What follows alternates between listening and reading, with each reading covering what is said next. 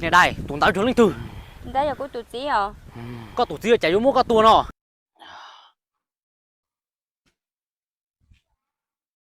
Thao, có sao hỏi cháu ấy, con được cứu mua rồi, thiếu mua nhé thì có chọn cái à?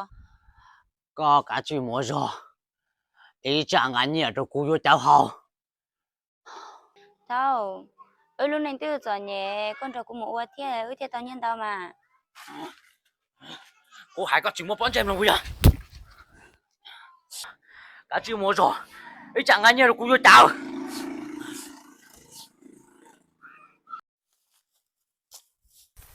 Nè đây. Bố lìa nằm mò có tươi tiền lúc nào có tụt tí tuần thật có lua thế này, chả chỉ có tụt tí. Của tụi chị tôi à? Ồ, lý thế à? Bố lìa chè có lua chuối ý chả có lọ tọt trên ngắn như này. Cú mùng kỳ chua tay mình chỉ xe. Ờ.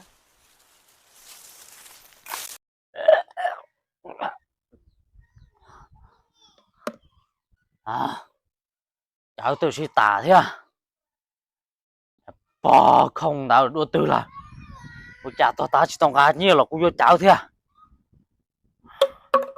Cô mong chia xe.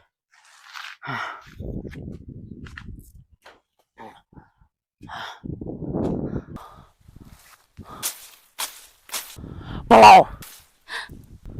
Muốn nhiều cô mong vô cháu. Cái gì? Của tôi chỉ tao mới nhớ à? Có chỉ xong một đất đà. Có tôi tua rồi. Có tôi muốn nhiều nè. Cái gì? Là bán tôi chỉ tao mới nhớ nè. Giờ các chứng bố lò. Có tua có phá chè. À. Chà chúa lên từ xịt chè chúa từ xịt tua nó xuống này.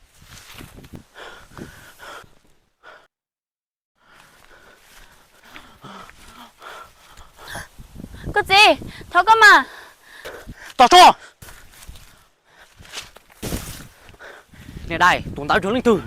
Đây là của tụi chị à? Có tụi chị chạy vô mua có tua nó. Bây giờ này còn cũng muốn nhớ cho này hỏi cháu nó, của chị tao muốn nhớ này yếu tố của à? Dây mùa. Có ấy tụi tin này nhau, uli chả có ấy uli nó. Chỉ có tính mình. Có chỉ cho hành tàu. Ý chả cũng mua cái tôn hơn nữa. Có sao tàu như học cháu thôi bây giờ. Của mua ốp buồn tao đâu có học cháu.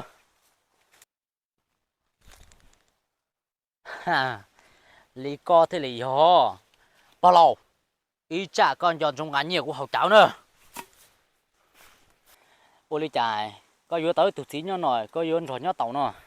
Chị sai vô đi lọ, ta chỉ cho tên mẹ tụi mẹ nhọt chè, thế ở trên đấy vô xíu mà. Ôi lý lò. Ôi lý chè. Có bộ chính lùa cho có luôn là chè. Bộ ta cũng chùa cuối tha tí à. Phá hành này cho có luôn là chè. Chiếu có lùa. Luôn mà. Ôi lý chè. Tại kỳ có bác cũng lùa cũng một chế là ý chả có mà lọ chè ngắn nhiên nữa. Ờ.